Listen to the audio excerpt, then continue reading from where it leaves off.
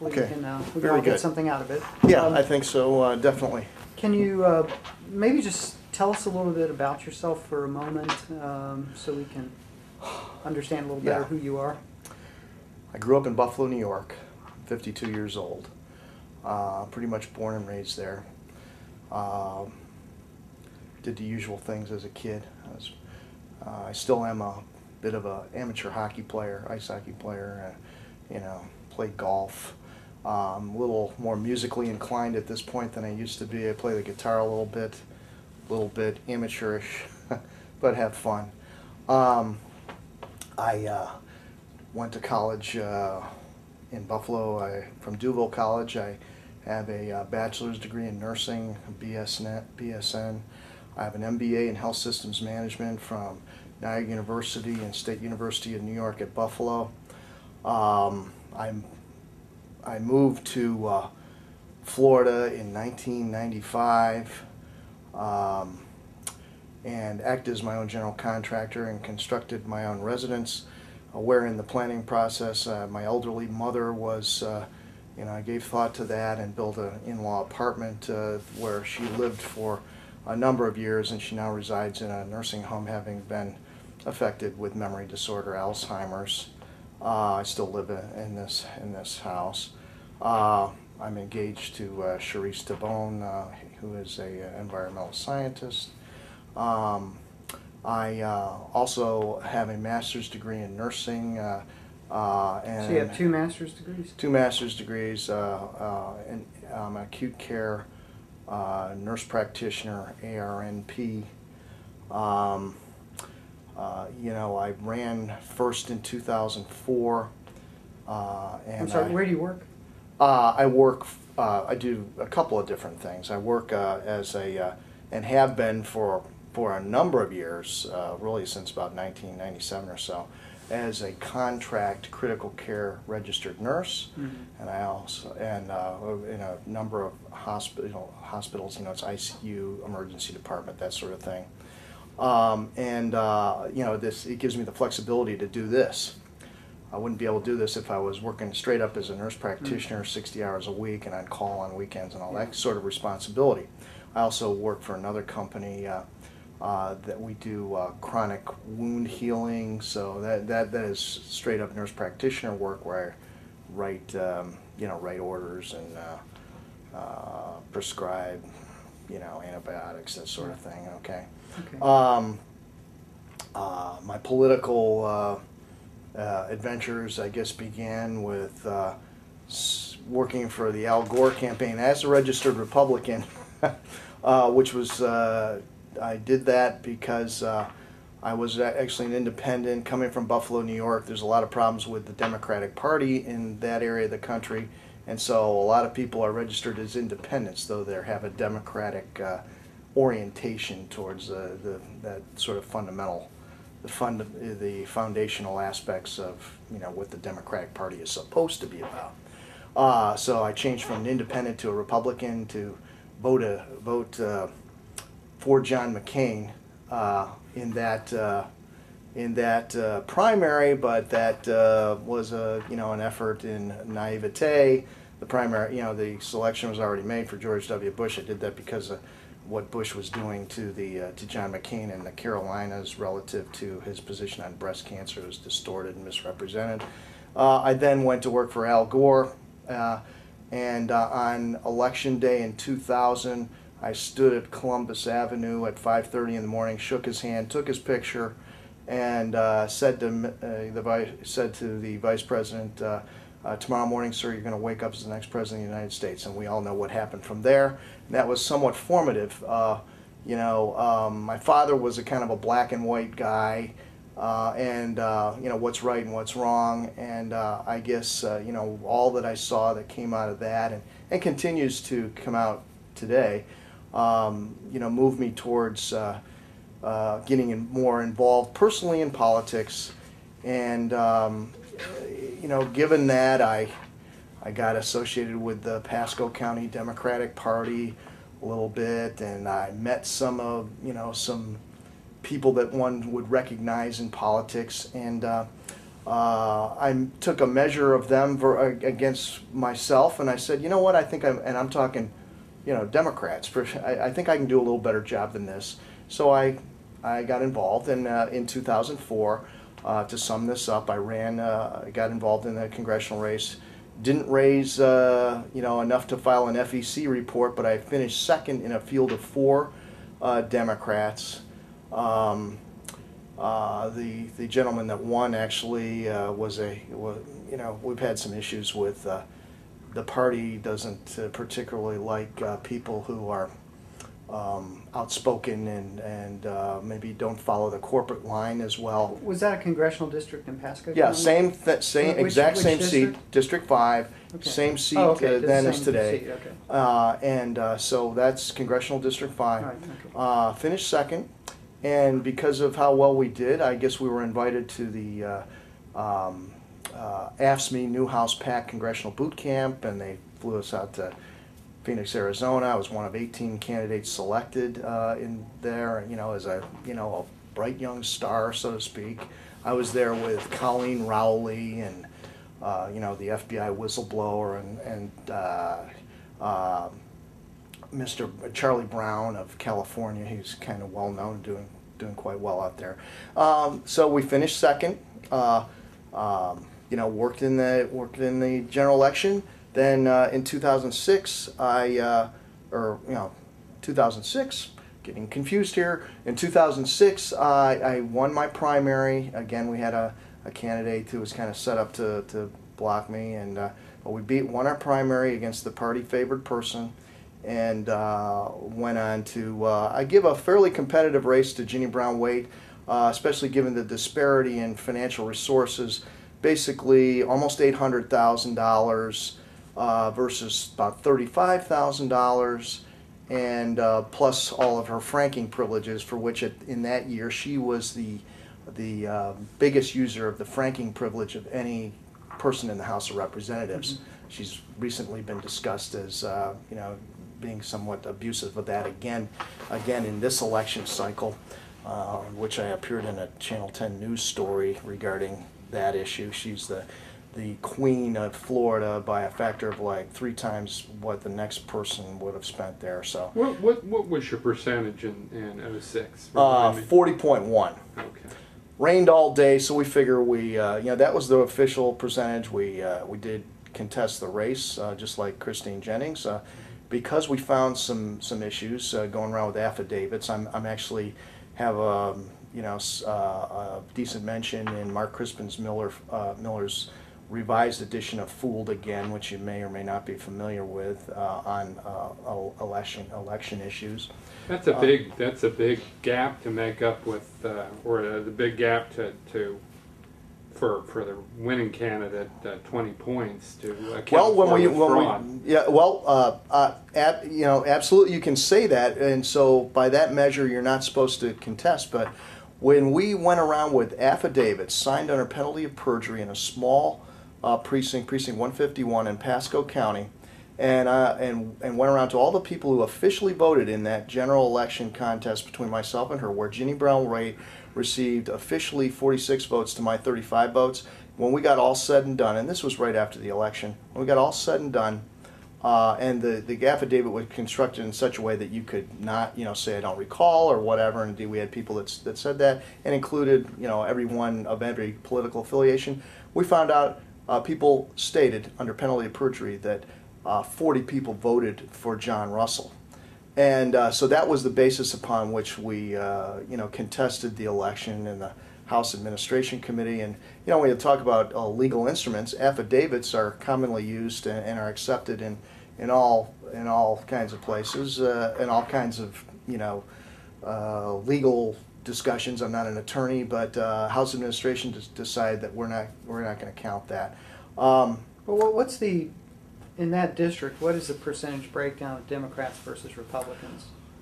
It's closed up quite a bit with a huge number of independents. What was it in that election? About a 4% differential, with the balance being, I think it was like 42 to 38. It's a fairly Republicans to Democrats. Republicans leading and Democrat. She was the incumbent. And she was the incumbent. we should probably move on to some. Yeah, specific exactly. issues. Yeah. What's going to be your top priority if you're elected? Top priority if I am elected, I think everything, not everything, but a number of issues flow off the consequences of the war in Iraq. Now, one would say, I think, quite by anyone's opinion here, the fundamental problem today is the economy. But it all relates to the war financed with borrowed dollars in Iraq, borrowed dollars from like China and other countries, but China's a real big player in there. We've seen what is the risk-free rate of return on investment, the T-bill, has been devalued because the people that buy these, the countries that buy these, they stepped away. And so because that rate of return has become, from a relative perspective, more risky. We've run our national credit card to the hilt. I just saw our deficit is, not including war expenditures, is going to be like $482 billion or something next year, and that's just current accounts. So the bottom line is, in order to get control of other aspects of our economy, and that includes obviously the energy sector, which is playing into that. We talk about the price of gasoline. Much of that is related to the distortion in value of the American dollar to other currencies. And then we talk about healthcare. I was at a Citrus County Board of Realtors endorsement meeting, and I had met with these people. They had a candidate open house the week before, and in that, the three questions that were presented to me, remembering these people are small business people, independent contractors that pay for their own insurance, etc., and with a market that's dramatically down, it was healthcare, number one, national single-payer healthcare plan, modeled after the John Edwards plan, where people, if they have Blue Cross and Blue Shield, fine, you can keep your whatever you have right now. But for a lot of people, they're going to look at an improved Medicare for All plan, whereby they received quality, affordable health care access being the key, and that will do a couple of things. Number one, bringing access to health care for people across this land who currently, is like 47 million people don't have access to health care, including myself, who recently tried to get into Humana, and I was denied. And now I'm 52 years old, and they used a spurious rationale that I had degenerative joint disease in my back off a bone scan that I had a couple of years ago, because I tweaked my neck while for some reason, and I got received health care. So anybody who's over age 50 is going to have degenerative joint disease in their back.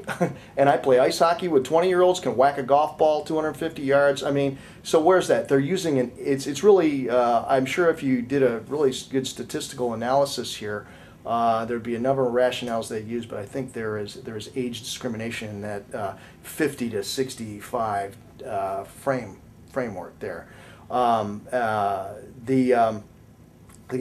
Obviously the health care is huge for these people. Next one, National Catastrophic Homeowners Insurance Plan. Florida is now a bit of a, has enjoyed a negative reputation here, developed because of the skyrocketing homeowners insurance rates. A good deal of that attributable to the legislated pup companies that they play with this reinsurance, and Ginny is all about this reinsurance and is very well connected with the insurance industry and banking. So the market for real estate, the demand has dried up considerably from people coming down from up north, and I'm sure, although I think Orlando has a little bit of a different market than vicinity, it's definitely way different than what's going on in Citrus and Hernando County. I read in the paper you're enjoying a little bit of, looks like an uptick in your paper today. I was reading out there before we came in.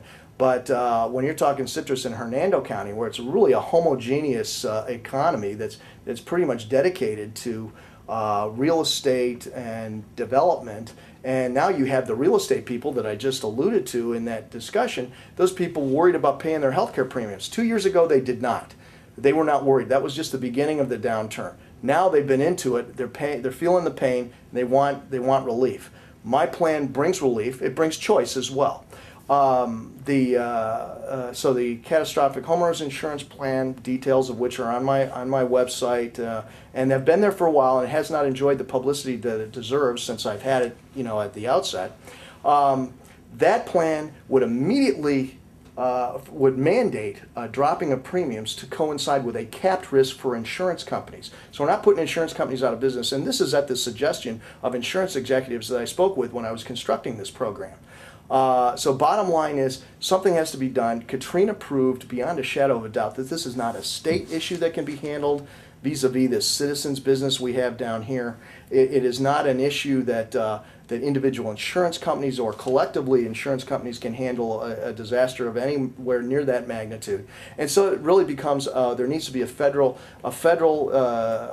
plan that takes into account what are the foundational principles upon which insurance as a product was designed, about spreading risk over large populations. We've seen recently that disasters befall places all over the country. We saw the Mississippi River flooding. We just had a little earthquake, which maybe portend bigger issues to come out in California at some point. They're all waiting for a big one to come again. We had tornadoes in Colorado. We have to take these issues into account. Even in where I come in Buffalo, they had a huge ice storm a few years ago that trashed all the trees and did a lot of property damage. Bottom line is, something has to be done. I offer a framework for beginning the process discussion for solving this problem for consumers. Ginny will rather talk about reinsurance and nonsense. Well, you know what I mean? I'm talking about my insurance is now doubled. And my house I built, which I constructed myself, I told you, is practically hurricane proof. It's engineered to South Florida standards based on the recommendations post-Andrew when I built it. And I did other things to strengthen it. So I'm good. Plywood on my windows, I'm good for 140 probably. Okay, most homes are not. But the fact of the matter is, doubled, tripled, quadrupled. Worst I heard was 560% in 2006 from all the hundreds of people that I spoke to on this issue. So if we want to change the dynamic of the Florida economy, that's one way to do it. The next, obviously, is energy. And I'm a big proponent, well, the Congresswoman here, she's a little bit misinformed. I'd like to give you one of these, to take with you. That's my donor brochure, because I understand what we have to do in order to win this election, especially, that's on top of given the climate, I think, is much more favorably inclined toward a guy like John Russell, solution-oriented as I am. But the Congresswoman, she has positions that are patently out of touch with facts and reality when it comes to energy. Let me just say this. The Congresswoman has been in office, not just in Congress, but in the state Senate for like 8 years. She is a quintessential career politician, and she is very good at getting elected. But what do you do once you are elected? That is fundamentally the key. And in this election, which is really looking more and more to be a watershed election in this country, I talked to a guy yesterday. He's all his friends from Brandon. Okay, and this guy's a Republican. And he says to me, Brandon is totally Republican, and I'll talk to all my friends, and my friends are inclined to say, not inclined to say, they are saying that the Republicans have had their chance. We gave them their chance, and they have not done well with their opportunity. And and I'm shaving words there. It was a little more dramatically inclined to that, and it's time for a change. And well, so, Democrats have been in charge since the last election. Not really. What we're talking about is, yeah, they have the number of Democrats, but really what it is a Congress controlled by blue dog Democrats who are very much more conservatively inclined, and the balance that are Republicans. So you cannot say that this is a Democratic-oriented Congress. And so what we need to do is, this is not about partisanship in my perspective. Republicans don't get a break at the gas pump.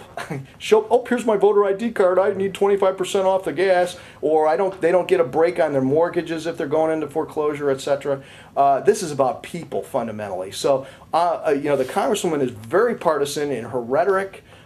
in ludicrous, embarrassing commentary. Can I interrupt though? Sure. You started off talking about energy, and I think we kind of got away from Well, we it. want to go back interested. Yeah, I'd be Yeah, interested and- in knowing what your ideas about solving energy problems are. First off, I'll say, even the Todd Schnitt show, which you may be familiar with, he was talking a couple of weeks ago about the great disparity between ethanol and gasoline and the inputs. There's a negative basis of about 170,000 BTUs for production of a gallon of ethanol versus a gallon of gasoline. It's just not an efficient way to go. It has been and this is something that the Congresswoman is pro-ethanol. We're going to import it. Brazil doesn't have excess ethanol to export, even though it does subside on itself with a lot of ethanol that it produces from sugarcane. You could argue that it doesn't have the surplus ethanol capacity at the moment because it does face a tariff, a barrier to exporting it to the United Well, that's what States. she's throwing at you, but they can't produce enough. A lot of people think that they would attract more investment and expand their capacity. What are we going to do with opportunity. Are we going to plow under the Amazon to plant sugarcane? The Amazon is the lungs of the world. Mm-hmm. That's a scientific fact. And the sugarcane area is actually not in the Amazon basin. It's in the southern part of Brazil. But I don't want to get into Yeah, but the bottom line is ethanol. If you just check your mileage, straight gas, go to some place and fill up your tank with straight gas versus ethanol. It's watered down gasoline is what, and you don't get a discount when you buy 10% laden gasoline with ethanol. The public is being, and this is what Schnitt was talking about, and anybody would argue that he is no left-winger. The bottom line is the public is having a fraud perpetrated upon itself, principally at this point with a tax-subsidized effort for Archer Daniels Midland Corporation. It's not little farmers. This is corporate. It's a corporate welfare. She wants to give tax subsidies to the oil companies to build more refineries. Well, the oil companies are making billions and billions of dollars, and you're telling me they can't build more refineries. I'm not against drilling. There's plenty What about in the Gulf? In the Gulf, I think they have areas that they have not pursued already. There's the totality of the situation is, I believe that there should be no. If you look at the Katrina, in the White House report on the oil spills for Katrina, it was huge. Yet and that's the White House report. Bill Nelson discussed it in a Senate hearing a couple of weeks ago. I can email that report to you if you want. The bottom line is this economy of Florida, because of the flow of the Gulf Stream around Florida. If there were any kind of an issue, you're talking about economy, fishing, estuaries where the fish spawn. People come to Florida for a number of reasons: eating the fish, the fish dinners, the fish places and stuff. The weather is the big attractor. We're already losing with this insurance issue of people migrating to Florida, and that's what this economy is dependent upon. It would be a colossal damage would be incurred to the Florida economy if the ruination of beaches and estuaries, the likes of you don't really have to convince us of that. I think okay. We're wondering. Yeah, so we're wondering what you would push for as an alternative to. I mean, what Republicans are talking about, more offshore drilling and ANWR. Yeah, it's just like she's basically drill. I took some notes here. I talked about the ethanol is watered down gas. She wants to give tax incentives to the oil companies to build. When they have all these profits, which is just like we gave them $15 billion a couple of years ago, right? I mean, this is what about retained earnings? It's corporate welfare. And when we're talking about staying on the same path, this is I'm not saying don't drill, and there may be more places that we need to drill that aren't open at some point. But right now they have about 90 million acres that they're not doing anything with. What this is a red herring. This is, has anybody here read Shock Doctrine by Naomi Klein? You ought to take a look at it. When we talk about the tsunami, it's really the tsunami. They moved all these indigenous people that lived on the beach, off the beach, and moved them inland so the hoteliers could put up hotels on these beautiful beaches where these people previously lived a subsistence lifestyle. The tsunami took care of that. Katrina, same thing happened. The culture that is part and parcel to about the people that live there, the musicians and those people that don't make much money, that lived in this rental housing there, washed away by Katrina, now replacing it with casinos and gambling and all that sort of stuff. And then when we talk about this oil situation, again, it's a shock doctrine. Rising oil prices to cause policies to be put forward that ordinarily under normal circumstances would not be passed. What this oil drill policy is about giving the oil companies control over supply. If you just say, Katie bar the door, you can drill wherever you want, Outer Continental Shelf, Alaska, any place you want till the cows come home. It really is about, I believe in what T. Boone Pickens says. And I think T. Boone Pickens knows more than I or Ginny Brown-Waite about the fossil fuel situation. When T. Boone Pickens says 85 million barrels a day is the most that the world can ever produce, and current demand is 87 million barrels a day, that's where your rising prices are coming from, aside from the devaluation of the dollar associated with the war, which must be ended in order to strengthen the value of the dollar again, stop this deficit spending. We need to begin to move in another direction. It's all over the internet. There's opportunities where people are both tinkering and inventions are there. Go to ronmotors.com. Okay, ronmotors.com. They're building a $150,000 sports car that is supplemental hydrogen, on-demand hydrogen, electrolysis of water. I know two people that are doing this stuff. It increases your gas mileage like 20%. Basically takes city mileage and improves it up to highway mileage, okay? You're burning hydrogen and oxygen. 2 parts hydrogen, 1 part oxygen. And it's all over the internet for you to peruse, you know, seeing what people are doing. So why isn't this commercialization of alternatives taking place? It's not going to be a one-shot silver bullet to solve our energy problem. It's multiple electric cars. Watch Who Killed the Electric Car. Check out that movie at Blockbuster, okay? It's corporate America restraining progress in order to retain 100-year-old business models. They want to run this business model out to as far as they can, even if we have to fight wars to preserve their business model. Look at the blonde and black commercials from the American Petroleum Institute. She says, we got enough oil and natural gas to run cars for 60 million cars for 60 years. Well, they're fundamentally wrong right from the get-go. We have way more than 60 million cars right now. And it's ignoring the facts of the developing world. One guy told me, I talked to a while back, he said, I went to China 10 years ago, and you know what? Everybody was on bicycles. Now everybody's in cars. There's the change. Developing world is now using gasoline that weren't before. So that's where the spike in demand is, and we can't produce enough to fulfill this growing demand, which is going to continue to grow. So we must move towards alternatives. If not now, when? 60 years from now? I mean, it's a path of diminishing returns. So what I'm offering people is not to stay on the same path. It's very simple, this election. Stay on the same path. Gas prices are going to continue to go up. The economy is going to continue to deteriorate if you stay on the same path. And I offer a turn, not a turn to the left. You know, it's a turn. It's a new direction for America with someone with a spine who is not. I'm not anybody knows me knows I'm not a political hack Democrat.